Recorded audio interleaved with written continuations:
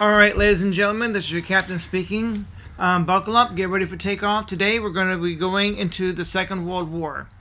And I have with me my dad, and he's going to tell a story of these glasses and tell about Grandpa and his 32 missions. So I'm going to let him take it away and talk about your dad.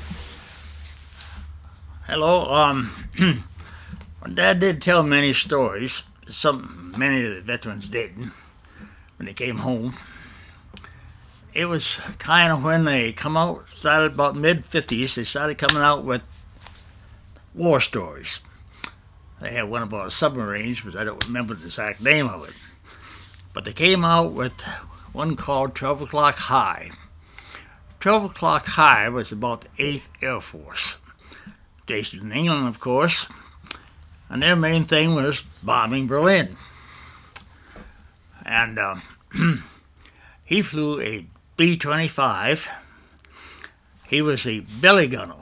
The belly gunner is on the bottom of the plane. And it's the only gun that had automatic sights on it. Now, he never mentioned anything about this until the show came on. And he was talking about that. He said the sight on the belly gunner could be set for the Messerschmitt, which had a 32-foot wing spread. He said if a Messerschmitt got crazy enough to get within firing range of the belly gunner, he was shot down because he just set that automatic gun, 250 calibers, machine guns, and if I thought about it, I did have a old shell and billet from a 50 caliber, because we dumped out the gunpowder many years ago, and they're huge. So I don't know how many planes he shot down. He didn't even talk about that so much as the fact of some of the trips back and forth. The bombardier would take pictures. That's what they did, is buying all the way to Berlin, all the way back. They were taking pictures. And the reason they did this was looking for differences. The Germans are good at hiding their airports and stuff on the ground. Did they ever find anything interesting?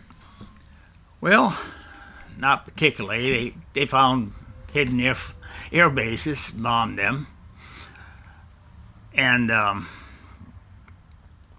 but they was flying back and forth one time, and the bombardier asked them which way the wind was blowing on the ground.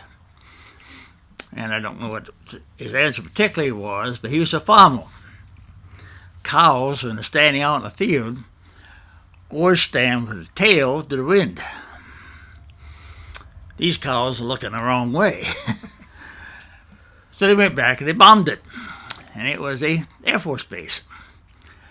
And another thing they did was they spotted a village that suddenly appeared in a flood next to the bank. Well, it was a warship. I don't think it was big enough to be a battleship, but it's probably a cruiser. And it was covered with the netting that made it look like a village. So they went back and bombed the village, which was no village. And he talked about when they come back, they have just enough fuel to get back to England. They don't have enough fuel to fly around. He said one time they wasn't able to land at their own base for some reason, so they went farther up England, and they landed at another base that wasn't used to the military. They wanted to land one plane at a time. They didn't. They fly in one right behind the other. Land. Their choices are either land it or crash it. So they flew in and landed. Now he said that they were shot down on Christmas of 1944. How many missions? Did he fly 32 missions, you said? He flew 32 missions. This was probably close to one of their last ones. But they got shot down, and they spent 2 weeks behind the enemy lines. When the bomber didn't think they could fly back, like if they had too many engines shot out, they would head for the American line, hopefully get past the American line before they had to land or crash. He said, but they crashed. They didn't say what, maybe it was in Germany or someplace else. He never did say where. He did, like I said, he didn't talk about it a lot. But what he used to do is when he was watching that TV show, they would give the number of the flight. They all had numbers. And he'd say, no, that's not what we did that time.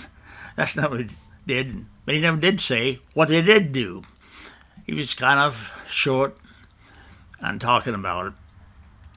Like I said, he only talked about it because of the TV show. If it had never come on, he would have probably never talked about it. But in the 50s, some of the guys talked about it. We had a neighbor. He was the boxing champion of the Pacific. Big boy. But he didn't tell you much more than that. That was about it. He never said anything what they did. He worked on a tender. And the tender took care of the submarines. When they come in, they'd have to have torpedoes put on board, fueled up. And that's what he said. But other than that, he just said they were very well protected. There's always submarines around. That Air Force protecting them. But the 8th Air Force, my dad flew the 32 missions. He didn't join until 42. So in 2 years, he flew 32 missions. Dad said the only reason he had to wait until 42 to join, he wasn't old enough when he first started. I had a picture of them, of the entire crew, but wasn't able to find it now. I was going to show you the picture of the plane and the crew. They, when the war ended, they flew the planes back to the States. And when they were in the States, they were given a 10-day leave. And then they went back to California. They was getting ready to go over to the Pacific. But the war ended before they got there. You did bring one souvenir, Dad's glasses. Well, these are not his true flight glasses. Because the ones he had, he got broke sometime in the 50s. But this is kind of what they would look like. They have this thin wire. The lenses are not real dark. I don't think you can see how dark they are, but they're not that dark. And he had his whole flight uniform, and he left it in the attics, and they got hot. He didn't wear them. There's leather, and they got ruined. By the time I was old enough and found them, they was ruined. He had the boots. I remember putting them on, and you couldn't wear them very long because your feet would sweat. But they wore this heavy, heavy clothing, leather coats, because the planes were not heated. And they had a real heavy clothing because they're flying about 32,000 feet. It's pretty cold up there. And they didn't say much more about it. I know there's about 10 people in the crew. And like I said, his billy gun was the only one that was automatic, would follow the plane. The other ones had to try to shoot them down with machine guns. So there's what? Held by hand. 10 to a crew, right? I think there's 10. Do you remember what kind of plane specifically? Did you mention that already? Yeah, it's a B-25. What was do you know what the name of it? 'Cause a lot of planes were named after girlfriends and wives. I don't remember. That's what the picture had on it. We'd found the picture. Maybe we'll find the picture sometime and show you all the picture.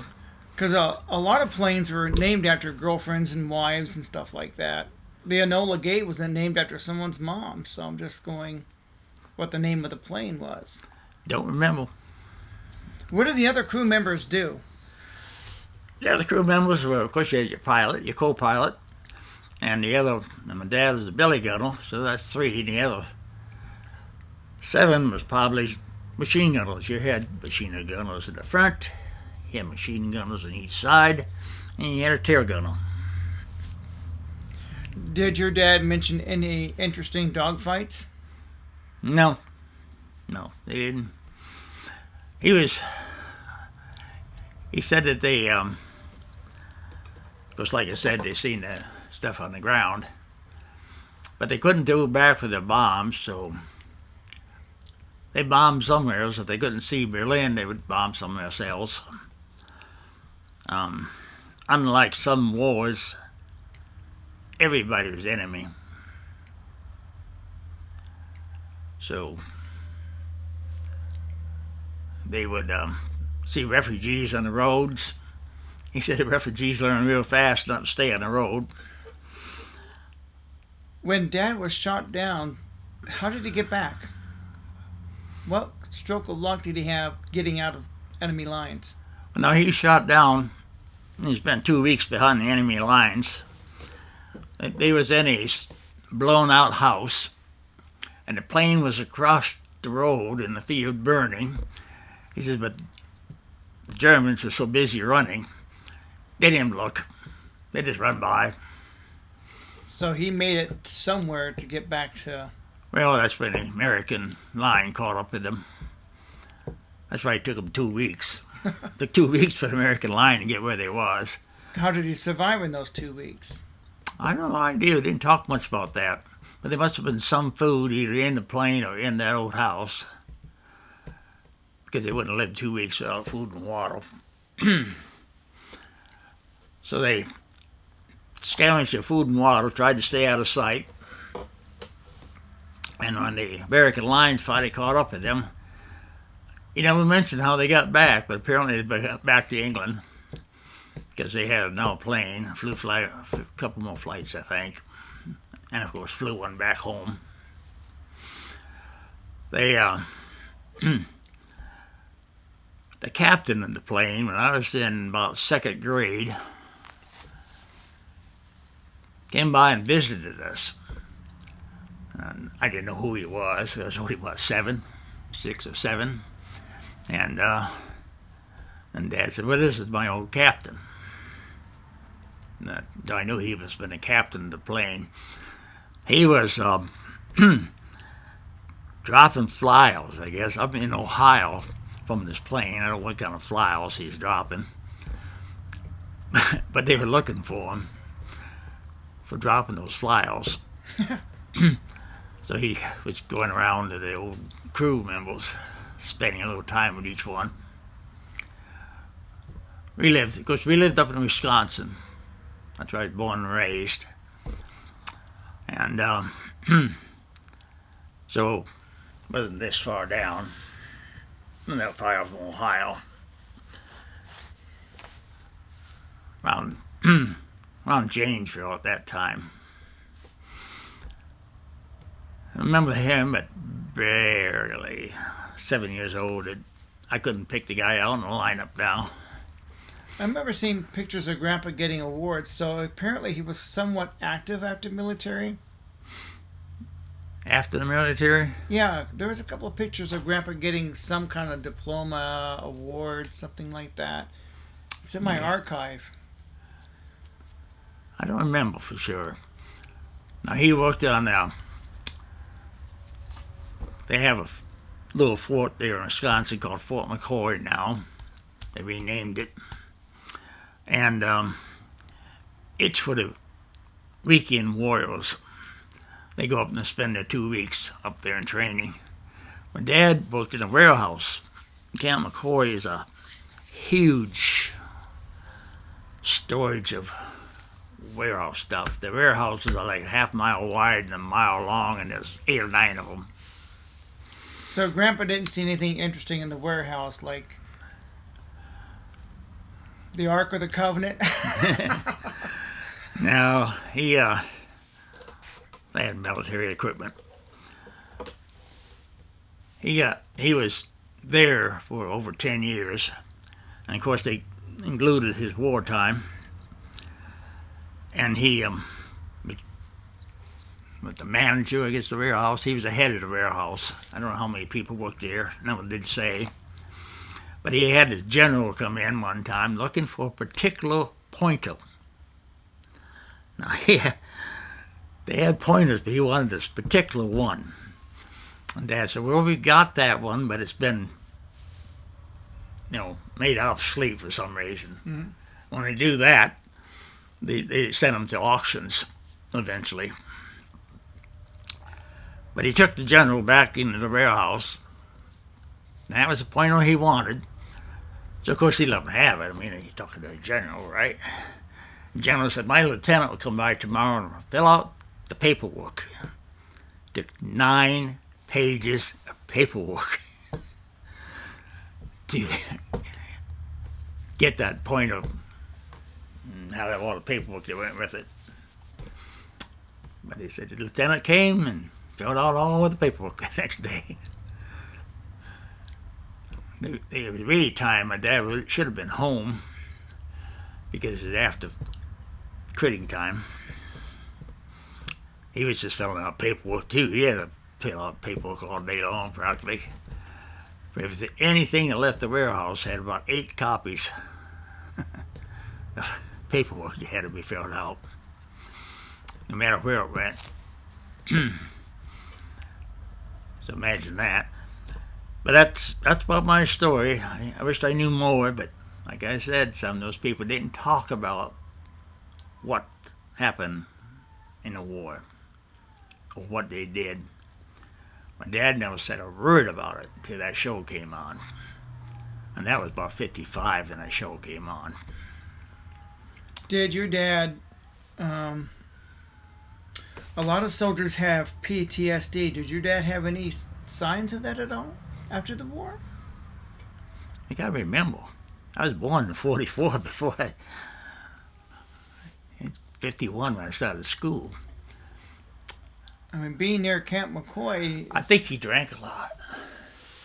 As many of them did, because I remember him drinking a lot.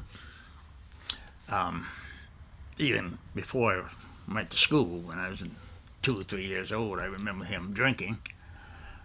And I think him and Mom had a few words about it from time to time. He worked different jobs. Mostly we spent farming. Didn't Grandpa own a gas station at one time? Well, that's about 58 and 59, I think. And then they built I-90 and took all of our traffic. So that didn't last long. Yeah. Your dad lost his hand. That was a farming accident. Yeah. That was a farming accident. Yeah, but he worked up at Camp McCoy after that, after he lost his hand even. And he worked there for, I think it was 11 or 12 years.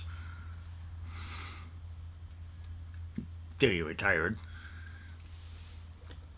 Did you ever see any of his buddies? Just that one captain showing up. Just the one captain? Like I said, he's running from under law was after him. Why were they after him? What could he possibly have done? He was flying over Ohio, probably one of the major cities, dropping off flyers or something. I don't know what they were for, but that's illegal. Oh. And he was flying a plane, so that probably have more illegal. But he, so he was just going around visiting these people. He apparently had the addresses. Like I said, I was probably about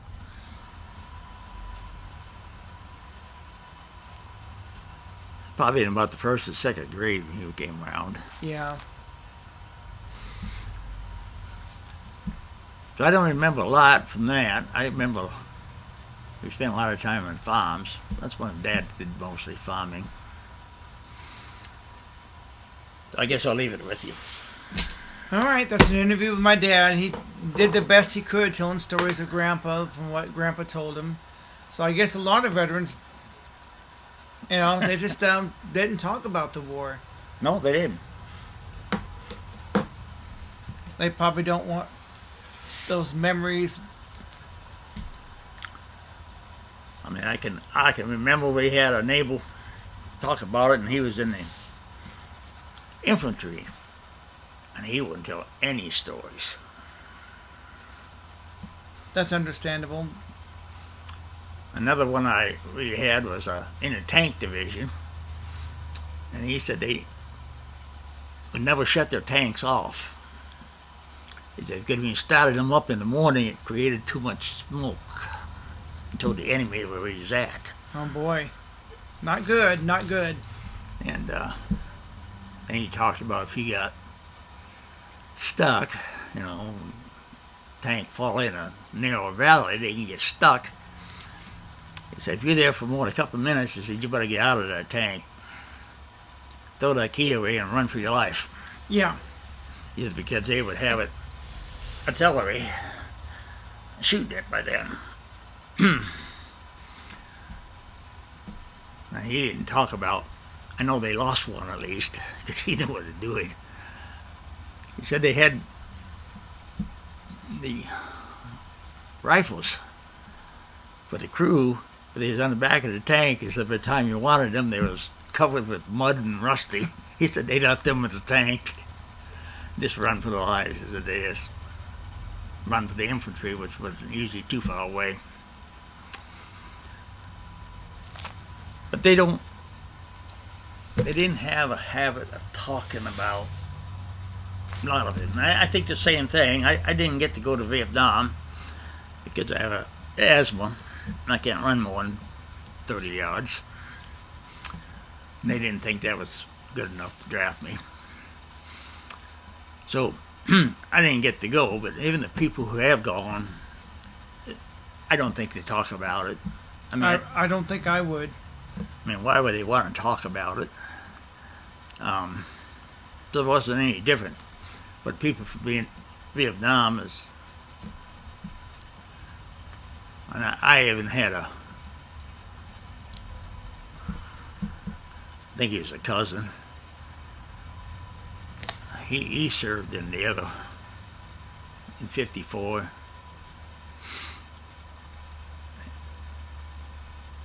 He talked about it quite a bit, but he didn't do any. He's never seen combat. So he was in, I think, the division that supplied everybody.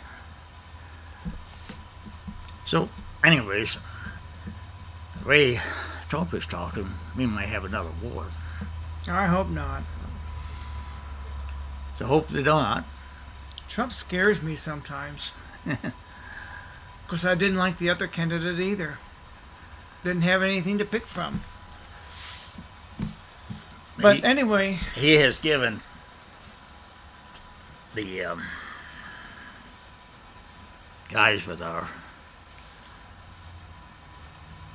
caused October killing everybody. they have 100 hostages yet. And he's flat out said those hostages better be returned before the 20th, when he swore in. It's kind of what happened. Remember the hostage crisis we had in Iran, and then Reagan got elected, and the very next day after Reagan took office, they were returned. Well, if you remember, they were telling him who had those hostages down, and I don't remember. I don't remember that kind of stuff anymore. They were telling that group that Reagan was mean and he would come after them. And all that before he was elected and swore in. Yeah. So when he got elected, boy, they sent them hostages home. Yeah, for those of you that don't know the history books, there was the hostage crisis in the late 70s. There was 52 hostages in Iran for 444 days. I remember that day he got sworn in. I remember the day that hostages came home. I never forgot that. So it's kind of like, well, I don't have to like Trump, but there's one thing I depend on from him. That's national security, bringing those hostages home. Do his job. Protect our borders and protect the security of this country. That's the job of every U.S. president. Whether I like them or not, that's their number one priority. Your grandpa served in the military. My sister served. I have to get her on and let her tell her stories of Desert Storm. Her story ain't too much because Desert Storm is something else. She was in a hospital unit. But I remember the day they shipped her out, right around Christmas. We were right there. Yep. Me else seen him come home. They So anyways, I'm sorry I don't know more. Dad, like I said, never talked about it. Never mentioned it. Only that little bit when that show came on. Then he kind of talked a little bit about it. Aunt Regina was in a MASH unit. She didn't talk, Aunt Regina. She talked about being in a MASH unit. What she's in MASH? I don't know which war, but it's got to be. I don't know which one she was in either. But anyways, all veterans should be treated a lot better than they're being treated. I'm gonna go. All right, thank you, Dad. It seems good. All right, that's my dad, and he's telling the story of Grandpa to the best of his ability. Grandpa didn't talk much about the war, so the information we have is vague and at best. But anyway, I want to thank everybody for tuning in, and that's an interview with my dad. I don't know what else to say. I don't have that much information. Dad don't have that much. Dad's now in his 80s, and Grandpa's been gone for years. And yeah, he served, did some service at Camp McCoy in Wisconsin. That's where I was born. So, yeah, Grandpa was a war hero in my book. He's family. So, anyway, that's it for today. We're up to 29 minutes. I want to thank everybody for coming on board. Thank you for coming on this journey with me. And I'll see what I can do about having a conversation with my sister who was in Desert Storm. I'm sure she's got a few stories. I mean, every family's got relatives who served. And what's your story? Did you serve in the military? What branch? What unit? Do you have relatives that served in the military? Because I think Dad's right. Our veterans should be treated a lot better. It's a shame that we send money to Ukraine. We can't support our veterans here at home. They sacrifice so much. Well, anyway, I want to thank everybody for tuning in. Thank you. Like I said, like, comment, share. Like, comment, subscribe. You know the routine. So, again, I want to thank everybody for your prayers and support, and I hope this was interesting. This is a little different. My channel is a channel about everything, right? Right. Anything you can think of. You never know what you're going to get when you tune into my channel. You could be getting a war story. You never know. Food review, television review like Three's Company. You'll never know what you're going to get. That's one of the things I did is not put myself in a box or in a niche where I'm trapped. So I can do anything I want. Yeah. And that's my dad. That's my awesome dad. And he's... you think he looks like Jimmy Page? People tell me he looks like Jimmy Page from Led Zeppelin fame. In case you didn't know who Jimmy Page was. Well, we're up to 30 minutes. And I'm really going to have to find a way to say goodbye. And comment below. What's your war story? What's your story of... You got relatives that served. What branch did you serve in? You know, percentage-wise, they say less than, 2% of our military personnel actually see combat. So even if you never saw combat, maybe you were on an aircraft carrier, maybe you had an interesting job. I don't care if you worked in the kitchen. What's it like working at the kitchen on an aircraft carrier? How many meals did you serve? It didn't matter where you served, you served. Even if you're like me, all you did was air traffic control. I never saw anything, and I'll admit it, I didn't see anything. The little time that I was there, I was stateside. It's my job to make sure the planes don't crash into each other. But beyond that, I mean, I didn't do anything special. I'm not a war hero. I seldom talk about it. So, because, you know, I just... Air traffic control, that's nothing special. Not really. You know, everybody did something. You say, well, I'm not a war hero. There's nothing to talk about. I was a cook. Well, how many meals did you prepare? You must still have interesting stories. What ship? Aircraft carrier, destroyer, battleship.